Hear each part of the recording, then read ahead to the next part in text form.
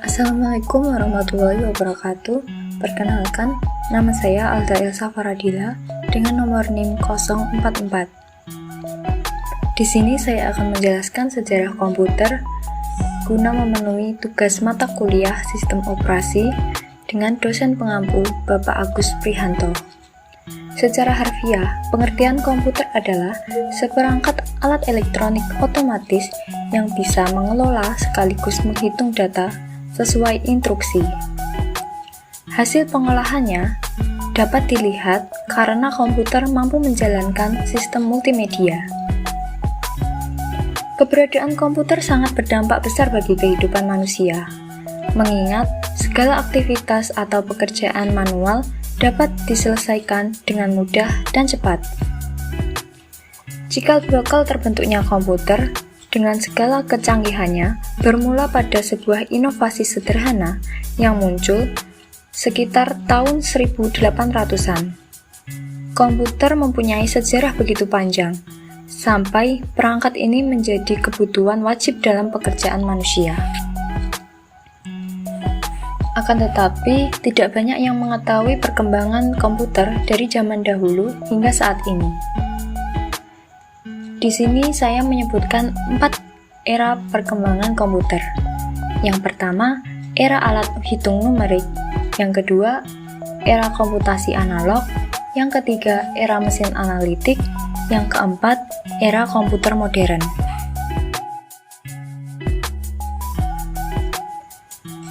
Pada era awal alat hitung numerik, abakus atau sempoa mulai muncul sekitar pada tahun 300 sebelum Masehi di Asia Kecil.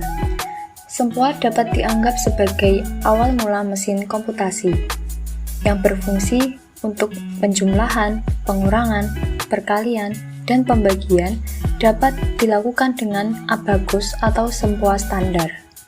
Akan tetapi, kelemahan alat ini terbatas dalam melakukan penjumlahan. Yang kedua, era komputasi analog atau komputasi mekanik. Pasca lain diperbaiki tahun 1694 oleh ilmuwan Jerman bernama Gottfried Wilhelm von Leibniz yang lahir pada tahun 1646 dan meninggal pada tahun 1716 sehingga dapat mengalihkan suatu bilangan. Mulai pada tahun 1820, kalkulator mekanik mulai populer. Charles Xavier Thomas de Colmar menemukan mesin yang dapat melakukan 4 fungsi aritmatika dasar yang dinamakan dengan aritometer. Yang ketiga, pada era mesin analitik atau Babbage engine. Awal mula komputer yang sebenarnya dimulai ketika salah seorang profesor matematika Inggris, Charles Babbage, yang lahir pada tahun 1791 dan meninggal pada tahun 1871. Beliau memperlihatkan kesesuaian antara mesin mekanik dan matematika. Mesin mekanik sangat baik dalam mengerjakan tugas yang sama berulang kali tanpa kesalahan. Sedangkan matematika membutuhkan repetisi sederhana dari suatu langkah-langkah tertentu. Pada tahun 1822, Babbage membuat mesin untuk melakukan perhitungan persamaan diferensial atau mesin diferensial. Kemudian, Babbage dan asistennya Augusta Adaking yang lahir pada tahun 1815 dan meninggal pada tahun 1842 mulai membuat komputer general purpose yang pertama yang diberi nama dengan nama Analytical Engine. Analytical Engine ini sebesar rumah dan digerakkan oleh 6 mesin uap. Kemudian yang keempat, era komputer modern. Pada tahun 1889, Hermann Hollerith yang lahir pada tahun 1860 hingga 1929 menerapkan prinsip kartu perforasi untuk melakukan penghitungan. Pada tahun 1903, John V. Atanasov dan Clifford Berry mencoba membuat komputer elektrik yang menerapkan aljabar Boolean pada sirkuit elektrik. Atanasov dan Berry membuat komputer elektrik pertama pada tahun 1940. Selanjutnya, klasifikasi komputer. Kita tahu bahwa perkembangan komputer terbagi dalam beberapa generasi komputer. Generasi pertama pada tahun 1946 hingga 1959, komputer menggunakan tabung hampa. Meskipun menggunakan elektronik, komputer generasi pertama umumnya memiliki kelemahan seperti cepat panas dan mudah terbakar saat proses penyimpanan data. Oleh karena itu, kebanyakan komputer jenis ini menggunakan tabung hampa atau tabung vakum. Contohnya IBM 701. Pada generasi kedua, tahun 1959 hingga 1965, komputer menggunakan transistor. Komputer ini mampu mengolah data dengan proses real-time serta time sharing. Contohnya, komputer PDP-5 dan PDP-8. Pada generasi ketiga, pada tahun 1965 hingga 1970, komputer menggunakan IC atau Integrated Circuit. Komputer dengan menggunakan IC ini memungkinkan pengguna untuk menjalankan berbagai program berbeda secara serentak. Kemudian generasi keempat, pada tahun 1970 hingga sekarang, komputer ini menggunakan VLSI atau Very Large Scale IC. Generasi ini sudah jauh lebih canggih dari generasi sebelumnya, seperti pemakaian mikroprosesor dan semikonduktor yang berbentuk chip untuk memori komputernya. Kemudian yang terakhir, generasi kelima, yaitu tahap pengembangan. Komputer menggunakan komponen dengan basis transfer data dalam skala atomik atau teknologi nano. Generasi komputer berdasarkan teknologinya. Yang pertama, vacuum tube, yang ada pada tahun 1946 hingga 1957. Yang kedua, transistor, yang ada pada tahun 1958 hingga 1964. Yang ketiga, small scale integration, yang ada pada tahun 1965. Komputer ini lebih dari 100 device di dalam chipnya. Yang keempat, medium scale integration, pada tahun 1971 terdapat 100 hingga 3000 device di dalam chipnya. Yang kelima, large scale integration, yang ada pada tahun 1971 hingga 1977 terdapat 3000 hingga 100.000 device di dalam chipnya. Yang keenam, Very Large Scale Integration, pada tahun 1978 terdapat 100.000 hingga 100 juta device di dalam chipnya. Yang ketujuh, Ultra Large Scale Integration, terdapat lebih dari 100 juta device di dalam chipnya.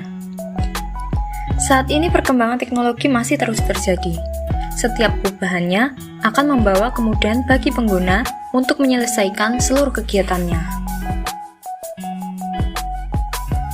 Kemudian sinyal masukan dalam komputer. Terdapat beberapa sinyal masukan dalam komputer. Yang pertama, pada komputer analog, komputer ini menerima sinyal masukan berupa data analog. Contohnya, komputer penghitung aliran BBM dalam SPBU. Yang kedua, komputer digital. Komputer ini menerima masukan berupa digital yang kita ketahui komputer seperti yang banyak kita kenal saat ini. Yang ketiga, komputer hybrid. Komputer ini adalah komputer yang memadukan dari sinyal masukan yang berupa data analog dengan data digital.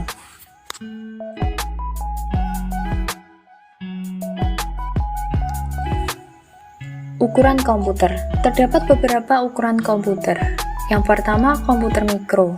Komputer ini berukuran kecil, biasanya hanya dipergunakan oleh satu orang. Contohnya PC, notebook, palm top, PDA, dan lain-lain. Yang kedua, komputer mini. Komputer ini berukuran lebih besar dari komputer mikro. Biasanya dipergunakan untuk kebutuhan pekerjaan yang lebih besar. Contohnya, komputer pada kasir supermarket. Yang ketiga, superkomputer. Komputer ini berkinerja amat tinggi, biasanya untuk memenuhi kebutuhan proses yang sangat amat besar. Komputer ini biasanya digunakan di perusahaan-perusahaan besar. Contohnya, Credit Blue, Earth Simulator, dan lain-lain. Yang keempat, mainframe. Komputer ini biasanya digunakan perusahaan untuk menyediakan penyimpanan data tersentral guna memproses data dan mengatur data dalam jumlah data yang sangat besar. Apa sih tujuan pembuatan komputer ini? Tujuan pembuatan komputer terdapat menjadi dua tujuan. Yang pertama, general purpose. Tujuan pembuatan komputer yaitu untuk dikembangkan guna kebutuhan umum masyarakat. Contohnya, PC, notebook, dan lain-lain. Yang kedua, special purpose.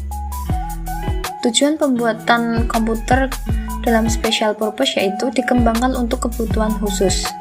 Contohnya, game konsol, ATM, dan lain-lain.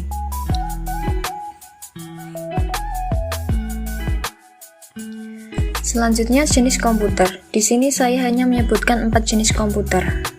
Yang pertama, superkomputer. Komputer ini dapat mengelola data dalam jumlah yang sangat banyak. Biasanya digunakan dalam perusahaan-perusahaan besar seperti Google. Contohnya, IBM, SG White, Cray, dan lain-lain. Yang kedua, mainframe.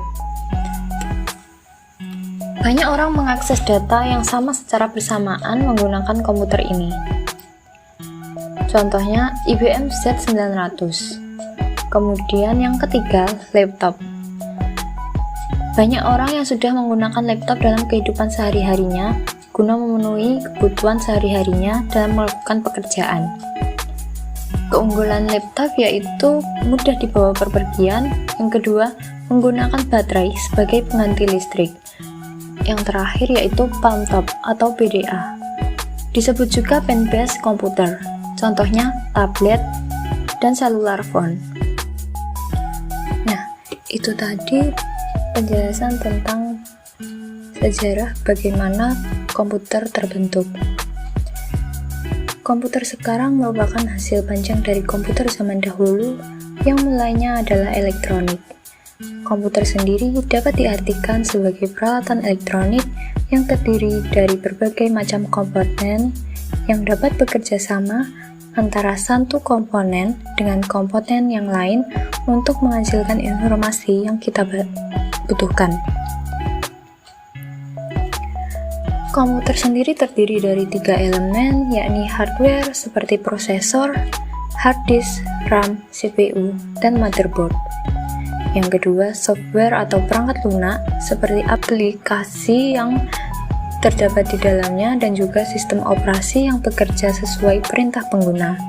Yang ketiga, brainware atau pengguna yang mengoperasikan komputer tersebut. Kesimpulannya, kehadiran komputer sangat memberikan dampak positif. Salah satunya memudahkan pengguna untuk menunjang berbagai aktivitas harian. Perkembangan komputer akan terus berkembang setiap tahunnya.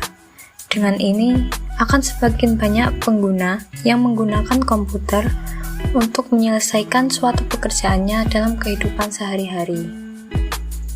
Di Jepang terdapat lembaga ICOT atau Institute for New Computer Technology yang diwujudkan untuk merealisasikan berbagai perubahan komputer. Banyak kabar yang mencetuskan bahwa proyek ini telah gagal. Namun, beberapa informasi lain bahwa kesuksesan proyek komputer saat ini hendak membawa perubahan baru pada paradigma komputerisasi di dunia ini. Nah, itu tadi penjelasan yang dapat saya sampaikan dalam sejarah komputer. Apabila ada kurangnya, mohon maaf. Sekian penjelasan dan presentasi dari saya. Wassalamualaikum warahmatullahi wabarakatuh.